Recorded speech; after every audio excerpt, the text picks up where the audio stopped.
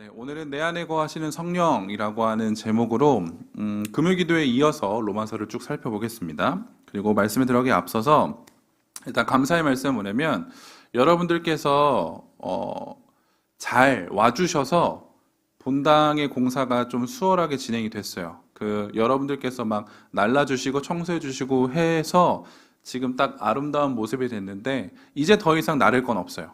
이제 더 이상 나를 건 없고 단 다음 돌아오는 주 토요일 17일이 새벽 예배 마지막 날이잖아요. 그날 저희가 오전 7시에 예배를 드리고 예배 이후에 떡국을 먹고 교회 대청소를 합니다.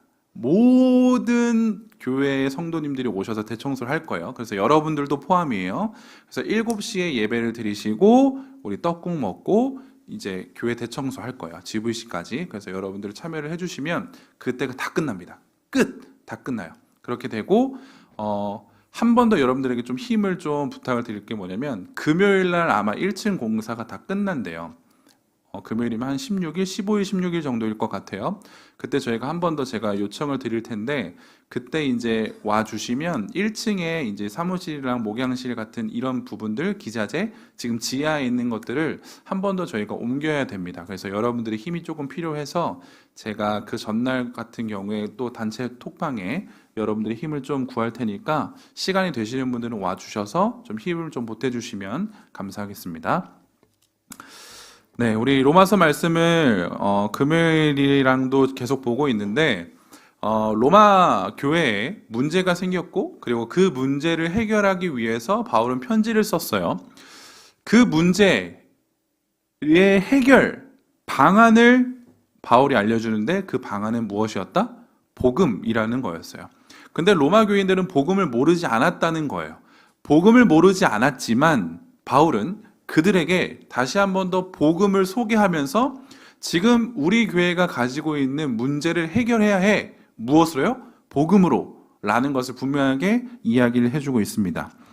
로마 교회는 하나됨이 깨어진 공동체였어요. 하나됨이 깨어진 공동체. 이 하나됨을 회복하기 위해서 다른 어떠한 방법들을 제시한 것이 아니라 가장 중요한 복음을 다시 한 번 더 바울은 제시를 하고 그리고 계속적으로 그 복음을 통하여서 어떻게 우리가 회복되어야 하는가에 대해서 지금 바울은 로마서를 통해서 이야기를 해주고 있습니다.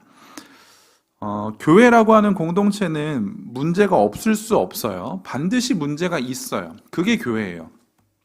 교회는 반드시 문제가 있습니다. 그런데 여기서 중요한 건 무엇이냐? 반드시 있는 문제를 어떻게 건강하게 해결할 것인가에 초점을 두어야 된다는 거예요.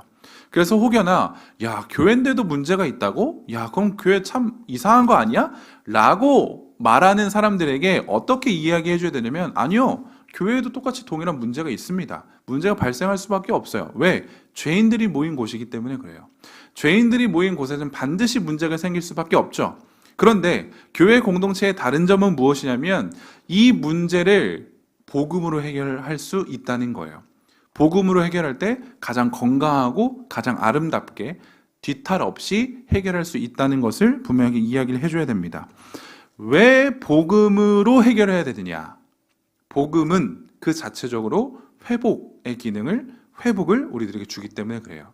복음이라는 건 우리들에게 있어서 회복이에요. 때문에 문제가 있는 공동체에 복음을 제시한다는 것은 가장 올바른 방법을 제시하는 것이다 라고 이야기할 수 있겠죠. 바울이 로마서를 통해서 계속적으로 주장하는 그의 주장은 뭐냐면 이신칭의의 주장이에요. 믿음으로 의롭다 여겨짐을 받았다라고 하는 거겠죠. 이 이신칭의의 복음을 계속적으로, 이 이신칭의 진리를 계속적으로 이야기를 하고 있습니다. 그런데 바울의 이 주장은 그 당시 유대인들에게는 매우 불쾌했다라고 제가 이야기를 드렸어요. 왜냐? 그 당시 유대인들은 율법이라고 하는 하나님께서 그들에게 주신 율법이라는 것을 통해서 의롭다 여김을 받는다라고 생각을 했기 때문에 굉장히 율법을 잘 지켜내는 것에 혈안을 뒀다는 거죠. 그리고 종교 지도자들 같은 경우도 이 율법을 통하여서 사람들을 조금은 통제하려고 했던 경향도 있었어요. 그런데 바울이라고 하는 사람이 갑자기 나타나서 율법이 중요한 게 아닙니다. 믿음이 중요합니다. 라는 것을 이야기하니까 유대인들에게는 굉장히 불쾌한 이야기였다라는 거죠. 그런데 바울 또한 유대인이었어요. 근데 유대인 중에서 초엘리트 유대인이에요. 이 말은 무슨 말이냐면 바울 또한 율법이라는 게 유대인들에게 얼마나 소중하고 귀한 것인지를 알고 있는 자라는 거예요. 그런데 지금 그가 뭐라고 얘기하냐면 율법을 통해서 구원을 받는 게 아니다. 율법이 중요한 게 아니다. 라고 이야기를 하고 있다는 게 가장 중요한 포인트예요. 유대인이지만, 초엘리트 유대인이지만 율법을 강조하는 것이 아니라 믿음을 강조한다. 왜요? 구원에 이르는 길은 믿음밖에 없거든요. 구원에 이르는 길은 율법이 아니기 때문에 그래요. 바울은 다메섹에서 예수 그리스도를 만나고 그 예수 그리스도를 통하여서 구원이 임한다, 구원에 이르게 된다 라고 하는 분명한 진리를 그가 경험했기에 율법을 주장하는 유대인들과 동일하게 사람들에게 율법을 주장할 수가 없었다는 거죠. 믿음을 통한, 예수 그리스도를 믿는 믿음을 통해서 내가 구원을 받는다, 의롭다 여김을 받는다 라는 것을 바울 스스로 본인이 경험했고 또 그 진리를 받아들였기 때문에 바울은 이제부터 그의 삶은 복음 전도자로 살아가게 되었다라고 하는 겁니다. 그래서 앞에 이제 이 7장까지 바울은 계속적으로 이 율법에 대해서, 믿음에 대해서 막 이렇게 이야기를 해요. 그리고 7장 마지막에 보면 본인 스스로 오호라 나는 공고한 사람이다 라고 이렇게 이야기를 하거든요. 그가 이렇게 이야기한 이유는 다른 게 아니에요. 뭐냐면 율법에 얽매여서 살아가는 인간이 얼마나 희망이 없는가, 소망이 없는가를 그가 깨달았기 때문에, 율법을 통하여서 구원받는 것, 곧 그게 자신의 의거든요. 나의 의를 통해서, 나의 어떠한 행함을 통하여서 구원을 받는다라고 생각하는 게 얼마나 어리석고 무지한가, 참 소망이 없고 멍청한가를 스스로 깨달았기 때문에 내가 공고한 사람이다 라고 이야기해요.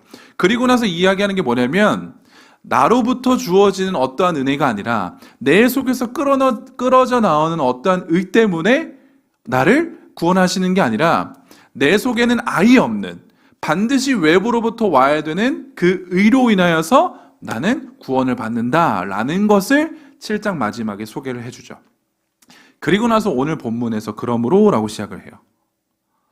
바울이 이야기하는 이 그러므로 라고 하는 것, 인간에게는 율법을 의지해서 구원을 받으려고 그렇게 생각하고 있는 인간에게는 소망과 희망이라는 것은 단 1%도 없다는 것을 분명하게 아는 바울은, 그렇기 때문에 반드시 외부로부터 낯선 의를 통하여서 내가 구원을 받아야 된다라고 하는 것을 뼈저리게 경험한 바울은 오늘 본문 1절을 시작하면서 그러므로 라고 이야기를 하죠.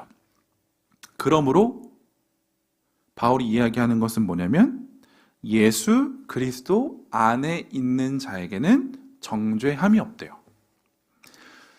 오늘 이 본문은 마치 바울이 구원받은 자의 기쁨을 노래하는 거다라고도 해석할 수 있거든요. 이전까지 그도 다른 유대인들과 같이 구원의 기쁨을 잘 알지 못했어요. 오해했죠. 율법이 나에게 기쁨을 준다, 율법을 통해서 내가 구원의 기쁨을 받는다라고 착각하고 살았던 자도 바울이었기 때문에 진정으로 주님께서 주시는 구원의 기쁨을 누리진 못했어요. 그런데 그가 예수 그리스도를 믿는 믿음을 통하여서 의롭다 여김을 받게 된 순간 그는 진짜 진리를 경험하게 되고 그 안에서 자유를 누리며 살아가게 되었다는 거죠. 그래서 바울이 뭐라고 이야기하냐면, 야, 예수를 믿는 자들이 그러므로 예수 안에 있으면 더 이상 정죄함을 받지 않아 라고 이야기를 해요. 근데 이 정죄라고 하는 단어는 또 어떤 단어를 쓸 수 있냐면 저주라고 하는 단어를 쓸 수 있어요. 갈라디아서 3장을 보면 바울이 어떻게 쓰냐면 이 저주에 관해서 이야기를 하고 있거든요. 무릇 율법 행위에 속한 자들은 저주 아래에 있대요. 바꿔 말하면 무릇 율법 행위에 속한 자들은 정죄함 아래 있다는 것과 동일해요. 정죄, 저주라고 하는 건 아담의 후손인 인간에게는 기본값입니다. 여러분들 이걸 잘 생각하셔야 돼요. 정죄라고 하는 건 하나님의 정죄, 하나님의 저주는 아담의 후손인 우리들에겐 기본값이에요. 기본값. 아담의 불순종으로 인하여서 우리는 전적인 타락을 경험하게 되었죠. 전적인 타락 안에서 나아지게 되고 그렇게 살아갈 수밖에 없어요. 이 말은 무엇이냐면 우리는 언제나 하나님의 진노, 하나님의 분노, 하나님의 저주, 하나님의 정죄를 받아 마땅한 자라는 뜻입니다. 그런데 바울이 여기서 뭐라고 이야기하냐면 복음을 믿으면 주 예수 그리스도를 믿으면 그 저주에서 해방이 된대요. 그 정죄에서 자유롭게 된대요. 바울은 이걸 얘기하는 거거든요. 이게 복음이 가져다 주는 유익이에요. 기쁨이에요.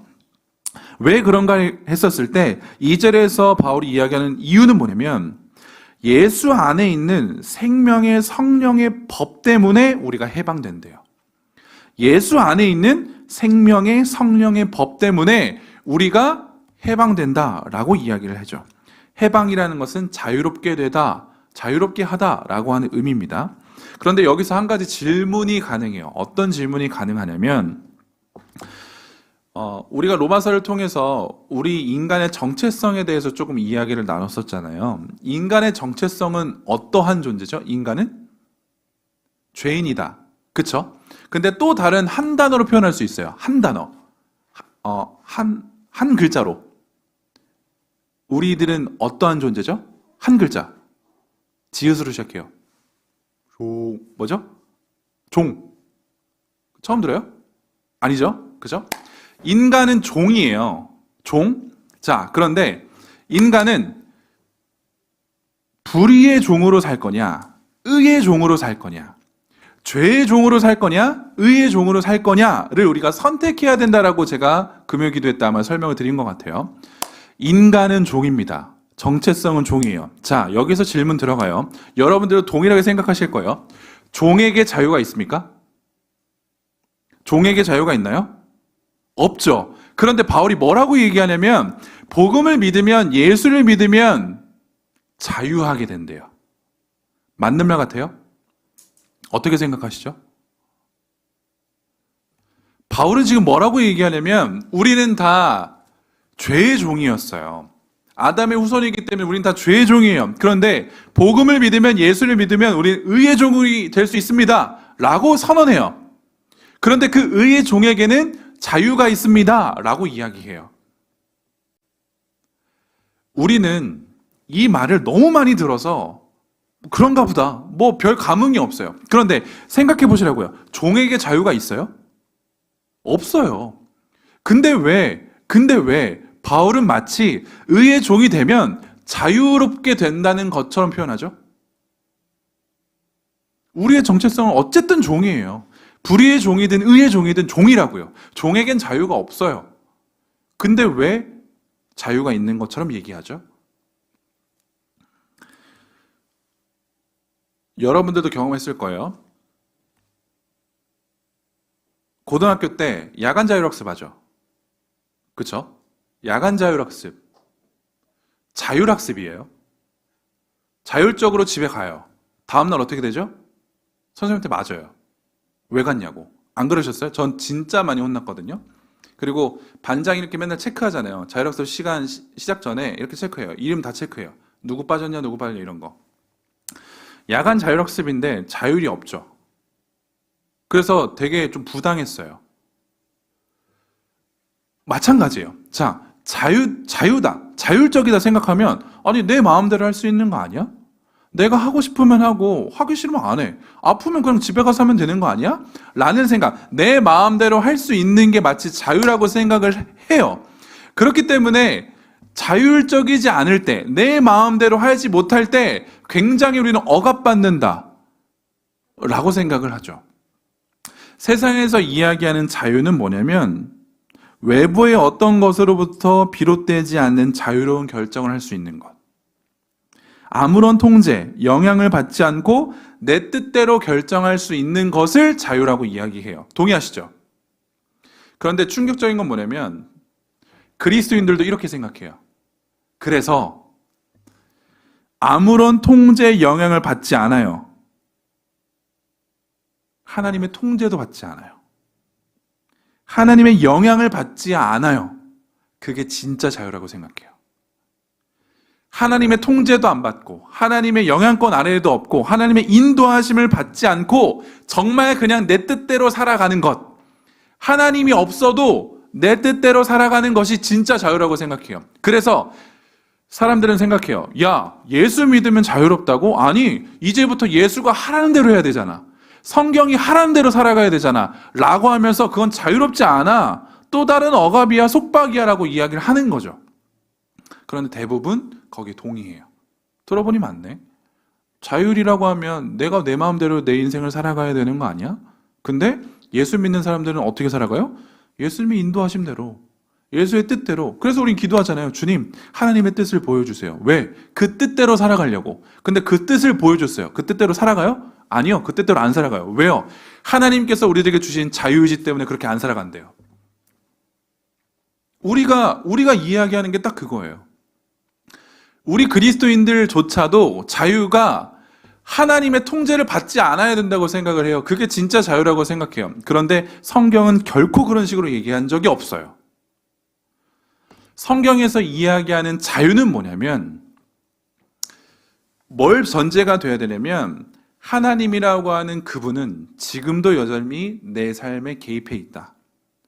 하나님이라고 하는 그 창조주는 지금도 여전히 내 삶을 인도하고 있다. 내가 느끼든 느끼지 못하든 그것을 인정하는 거예요. 그리고 그것을 고백하고 내가 그 안에 살아 있습니다. 내가 그 안에 살고 있습니다. 라는 것을 인식할 때 오는 게 자유예요. 우리는 지금 느끼지 못하겠지만 하나님의 인도하심 아래에 살고 있어요. 그래서 우린 자유로운 거예요. 하나님의 인도하심 아래에 살지 못하면 그건 자유롭지 못해요. 그건 진짜 자유가 아니에요. 성경에서 이야기하는 진짜 자유는 뭐냐면 하나님의 인도하심 아래에 있는 거예요. 하나님의 뜻대로 살아가는 게 자유예요. 뭐 다 설명할 수는 없지만 하나님은 우리들의 삶을 인도하고 계시죠. 하나님은 언제나 우리와 함께하고 계시니까요. 그것을 인정하고 내 삶을 하나님께 드릴 때 우리에게는 진정한 자유가 주어진다는 거죠. 그래서 요한복음 8장에서도 이제 예수님께서 뭐라고 얘기하셨냐면 진리를 알지니, 아니에요. 진리를 알지니 그 진리가 너희를 자유롭게 한다라고 성경은 이야기를 하죠. 진리가 우리를 자유롭게 해요. 다른 어떤 것이 우리를 자유롭게 하는 게 아닙니다. 진리를 벗어나야지 자유롭다? 아니요. 결코 그렇지 않아요. 예수 안에 있을 때, 예수의 인도함을 받을 때, 하나님의 인도함을 받을 때 우리는 진짜 자유를 경험할 수 있다는 거죠. 그래서 바울은 방금 요한복음 8장 32절 진리를 알지니 진리가 너희를 자유롭게 하리라 라고 하는 이 말씀과 일맥상통하게 1절과 2절을 이야기를 하는 거예요. 내가 그리스도 예수 안에 있으면 해방된 자예요. 자유로운 자예요. 그렇기 때문에 진짜 참된 자유를 누리고 싶다라고 한다면 우리가 어디 안에 있어야 된다고요? 예수 안에 있어야 돼요. 그리고 오늘 본문은 그것을 성령 안에, 그리스도의 영 안에, 하나님의 영 안에 라고 하는 단어들로도 사용하고 있다는 거죠. 바울이 오늘 8장에서 이야기하고 싶은 건 뭐냐면 그리스도 안에, 예수 안에, 성령 안에 있는 자들은 어떠한 유익을 갖게 되느냐를 이야기하고 싶은 거예요. 그래서 구원의 기쁨을 노래하고 있다라고 표현을 하는 거죠.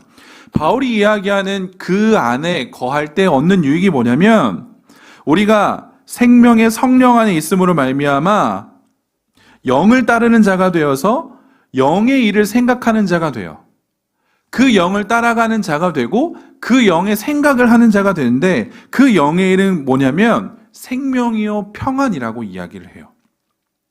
그리고 내 안에 그 영이 거하시면 하나님을 기쁘시게 할 수 있대요. 내 안에 그 영이 거하시면 하나님을 기쁘시게 할 수 있다라고도 이야기를 하면서 그런 사람들이 곧 그리스도인이야 라고 이야기를 해주죠.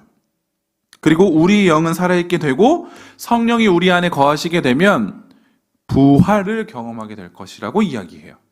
그게 바울이 이야기하는 예수의 영이, 성령이, 하나님의 영이 우리 안에 거하는 기쁨과 유익이래요. 근데 저는 오늘 이 말씀을 이렇게 준비하면서 이런 생각, 나쁜 생각, 이런 생각을 해봤어요. 뭐냐면 여러분들 한번 잘 생각해 보세요. 11절을 보실래요? 11절. 예수를 죽은 자 가운데서 살리신 이의 영이 너희 안에 거하시면 그리스도 예수를 죽은 자 가운데서 살리신 이가 너희 안에 거하시는 그의 영으로 말미암아 너희 죽을 몸도 살리시리라. 이렇게 지금 바울은 이야기하잖아요. 그렇죠? 근데 제가 여기서 나쁜 생각을 뭘 했냐면 바울이 죽어봤나? 어떻게 알아요? 무슨 근거로 바울이 이런 얘기를 할까요? 아니, 바울이 죽어보지 않았잖아요. 진짜 뭐 그렇게 살림 당해보지도 않았잖아요. 바울도 몰라요. 바울도 앞일을 모르잖아요. 자기가 죽으면 진짜 이렇게 될지 아니면 진짜 무로 돌아갈지 아무것도 모른단 말이에요.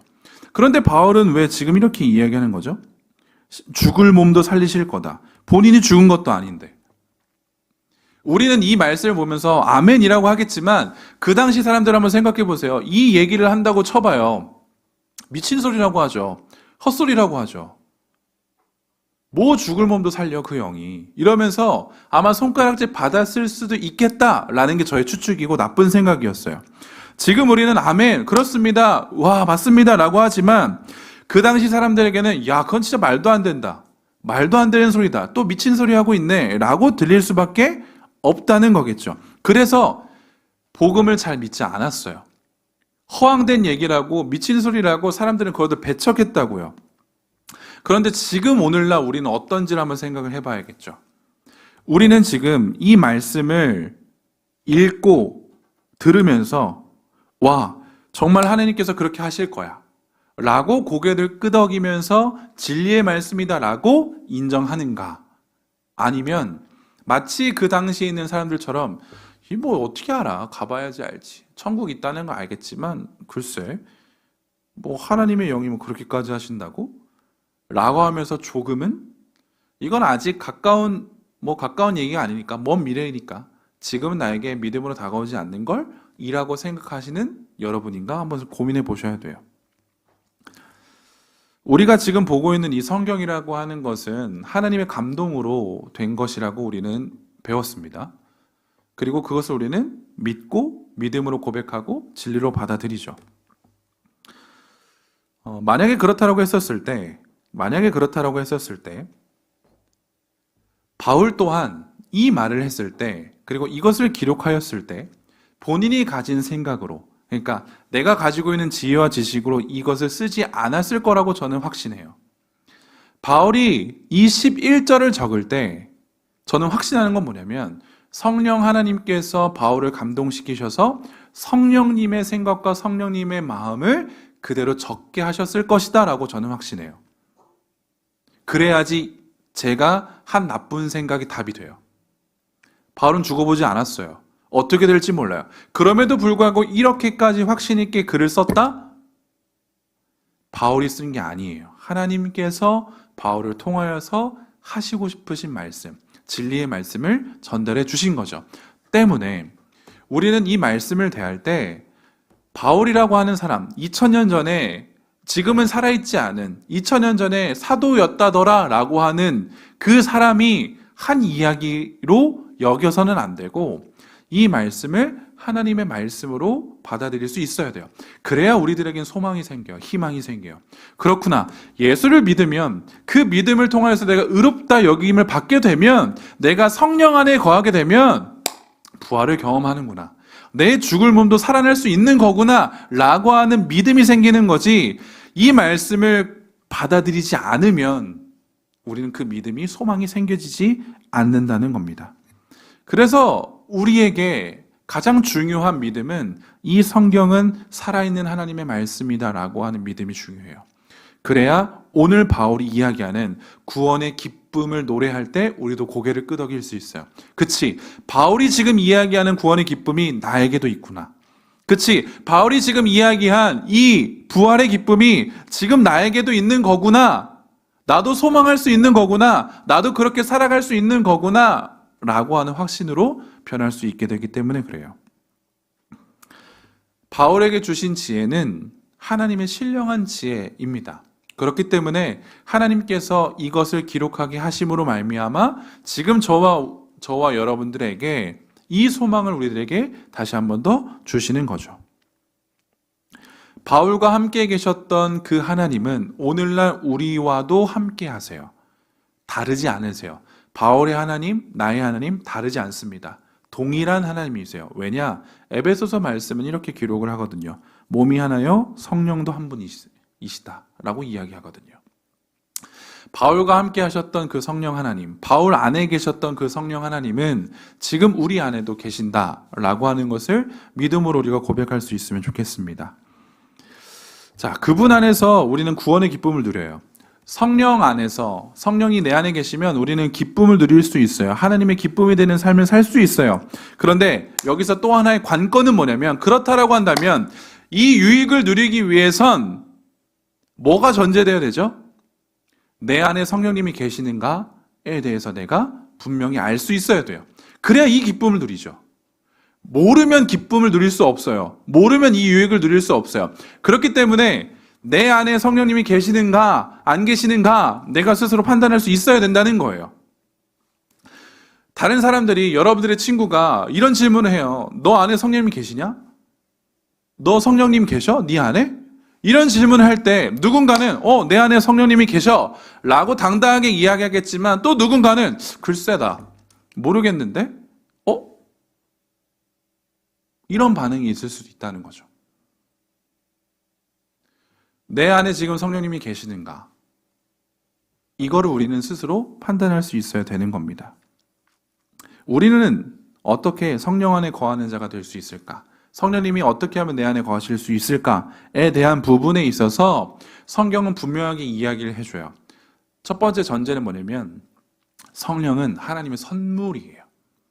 그렇기 때문에 내가 때를 쓴다고 해서 주어지는 게 아니에요. 내 의지로, 내 노력으로, 내 어떠한 값을 지불해서 성령을 받아내는 게 아니에요. 실제로 사도행전을 보면 시몬이라고 하는 사람이 있었는데, 이 시몬이라고 하는 사람은 성령을 돈으로 사려고 했어요. 나에게도 성령 파세요. 그래서 내가 누군가를 안수하면 그 사람에게 성령이 임할 수 있도록 베드로요, 나에게 성령 파세요. 이랬단 말이에요. 성령은 내가 어떻게 살 수 있는 게 아니에요. 내 의지로 할 수 있는 게 아니에요. 성경에서 이야기하는 것은 무엇이냐면 성령은 하나님의 선물이에요. 선물. 자, 그렇다라고 한다면 이 선물 그냥 가만히 있어야 되나요? 선물이기 때문에 내가 어떻게 해서도 안 주시기 때문에 그냥 가만히 있어야겠다. 하나님께서는 우리들에게 성령을 주시겠다라고 분명히 약속을 하셨거든요. 자, 그러면 우리는 이 성령을 받아야 되잖아요. 선물로. 그런데 가만히 넋놓고서 그냥 허송세월 지내면 선물이 주어지는 게 아니라 우리들에게 어떠한 의지가 필요해요. 어떠한 의지. 이게 뭐냐면 이제부터 제가 요한복음 7장 말씀부터 쭉 살펴볼 건데 화면 띄워주셔야 돼요. 이거는 요한복음 7장 38절 39장 요한복음 7장이에요. 7장 38절 39절이에요. 자, 눈으로 한번 천천히 화면 띄워드리겠습니다. 요한복음 7장 38절 39절. 자, 띄워주세요. 요한복음 7장 38절 39절. 그쵸? 자, 귀로 한번 들어보세요. 나를 믿는 자는 성경의 이름과 같이 그 배에서 생수의 강이 흘러나오리라 하시니, 그 다음이요, 이는 그를 믿는 자들이 받을 성령을 가리켜 말씀하신 것이라. 자, 그리고 사도행전 2장 있나요? 사도행전 2장. 베드로가 이르되 너희가 회개하여 각각 예수 그리스도의 이름으로 세례를 받고 죄사함을 받으라. 그리하면 성령의 선물을 받으리니. 사도행전 10장. 베드로가 이 말을 할 때 성령이 말씀 듣는 모든 사람에게 내려오시니. 그리고 에베소서 1장. 그 안에서 너희도 진리의 말씀 곧 너희의 구원의 복음을 듣고 그 안에서 또한 믿어 약속의 성령으로 인치심을 받았으니 라고 하고 성경은 이렇게 기록을 하고 있습니다. 자, 우리가 읽어본 성경의 말씀들을 종합을 해보자면 하나님의 선물이라고 하는 건 하나님께서 주시는 거예요. 내가 어떻게 받아낼 수가 없어요. 하지만 내가 그냥 가만히 있어서 언젠가 내려오는 게 하나님의 선물, 그렇게 그냥 가만히 있어야지가 아니라 예수 그리스도라고 하는 복음을 듣고 믿으면 성령의 선물을 받을 수 있다라고 하는 결론이 성경의 결론이에요. 다시요. 성령은 하나님의 선물이에요. 그런데 우리가 해야 하는 건 뭐냐면 예수 그리스도라고 하는 그 복음을 듣고 믿을 때 성령이 우리들에게 선물로 주어져요. 그래서 우리가 해야 하는 건 뭐냐면 복음을 믿어야 돼요. 복음을 믿어야지 성령님이 내 안에 거하세요. 자, 그럼 여러분들 안에 성령님이 계십니까? 라고 하는 이 질문은 어떻게 바꿀 수 있죠? 여러분은 예수를 믿으세요? 라고 하는 말로 바꿀 수 있어요. 구원의 확신이 있으세요? 라고 하는 말로 바꿀 수 있어요. 여러분들 구원의 확신이 있으세요? 여러분들은 예수 그리스도를 믿으세요? 여기서 자신 있게 네 라고 한다면 여러분들 안에 성령님이 거하시는 겁니다. 그런데 구원의 확신이 있으십니까? 여러분들은 예수를 믿으세요? 라고 하는 이 질문에 주저하잖아요? 그럼 생각해 보셔야 돼요. 내 안에 과연 성령님이 계시는가? 내 안에 성령님이 계시면 예수에 대한 질문에 우리는 확신을 가질 수밖에 없어요. 지금은 잘 모르겠어요. 는 없어요. 왜요? 성령님은 굉장히 명확한 분이세요. 성령님을 또 다른 말로 진리의 영이라고 하거든요. 성령 하나님은 예수에 대해서 우리들에게 옳은 것만 가르쳐 주시고 명확하게 가르쳐 주세요. 그렇다라고 한다면 내 안에 성령님이 계셔서 예수에 대해서 알려주시는데 내가 모를 수가 없다고요. 예수를 믿으십니까? 구원의 확신이 있으세요? 라고 하는 질문에 주저할 수가 없어요. 성령님이 계시면. 우린 그걸로 알 수 있어요. 내 안에 성령님이 계시는가? 안 계시는가? 내 안에 성령님이 계시면 우리는 그 질문에 담대하게 네라고 이야기할 수 있고 그 구원의 기쁨을 누리는 자가 될 수 있다는 거죠. 그 소망을 가지고 살아가는 게 우리들의 삶이라는 것입니다. 바빙크라고 하는 신학자가 우리 성도들의 믿음, 신앙에 대해서 좀 어떻게 이야기를 했냐면 들어보세요.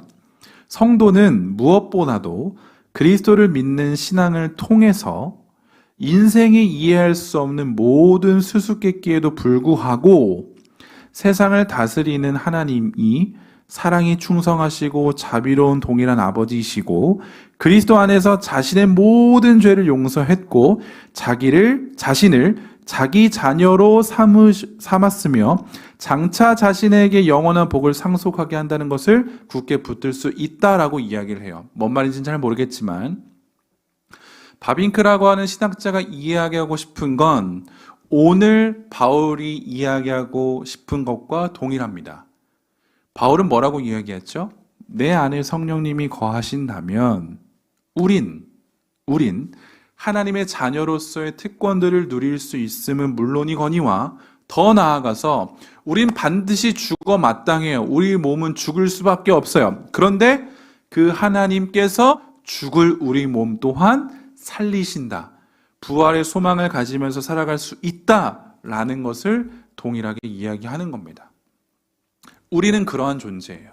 성령이 내 안에 계시면 우린 그러한 존재로 살아가요.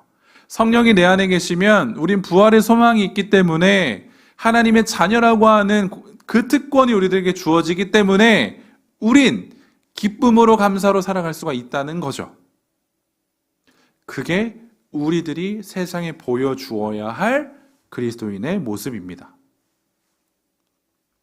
저는 바라기는 우리가 예수 믿는 것이 무엇인지를 올바르게 깨달아서 그 예수를 믿는 것이 어떠한 기쁨으로 우리들에게 주어지는가, 그리고 그것이 어떻게 세상으로 보여지는가를 우리가 이 청년의 시기에 많이 고민해 봤으면 좋겠어요. 배웠으면 좋겠어요. 알아가 봤으면 좋겠어요. 그래서 정말 그냥 예수 믿는 사람 말고 진짜 예수 믿는 사람답게 살아가는 모습이 우리 부서 안에서 보여줬으면 좋겠어요. 그럼 돼요. 우리가 변하면 돼요. 다른 교회, 다른 청년부 볼 필요 없이 우리가 변하면 우리는 진정한 예수 공동체가 되는 겁니다. 그걸 여러분들이 올 한 해 꿈꾸시고 올 한 해 여러분들 그 모습을 보여주기 위해서 치열하게 살아가셔야 돼요.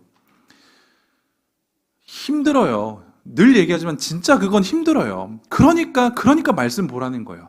힘드니까 말씀 보라는 거고 힘드니까 교회 나와서 기도하라는 거예요. 여러분들 지금 금요 기도회도 안 하고 셀 모임도 안 하죠. 그쵸? 근데 여러분들 신앙 괜찮아요? 여러분들 막 신앙 괜찮아요? 믿음 괜찮아요? 아닐걸요? 엄청 폭풍 같을걸요? 하기 싫을 거예요. 교회 나오기도 싫고 그럴 거예요. 당연해요. 안 하니까 그렇게 되는 거예요. 여러분들 그걸 느끼셔야 돼요. 와, 안 하니까 너무 자유롭다. 나 잘 살 수 있을 것 같다. 아니요, 안 돼요. 몸은 힘들어도 말씀 가까이 하고 찬양하면서 기도했을 때가 내 삶이 더 윤택해요. 더 자유로워요. 기뻐요. 근데 지금 안 하잖아요. 여러분들 그걸 느끼셔야 돼요. 안 하니까 여러분들 예전 같지 않을 거예요. 그걸 경험하셔야 돼요. 그래야 이 자리에 나오는 게 얼마나 소중한가를 깨닫게 돼요. 여러분들은 그걸 마음껏 누리십시오. 그리고 2월 달부터 와, 이렇게 살면 안 되겠구나. 나오세요. 금요기도에 나오시고 셀모임 나오셔서 치열하게 고민하세요. 우리들에게 주어진 건 딱 그거예요. 그것만 올해 열심히 하면 돼요. 그래서 우리 모두가 내 안에 성령님이 계십니다 라고 하는 분명한 확신으로 살아갈 수 있는 우리가 되면 좋겠습니다.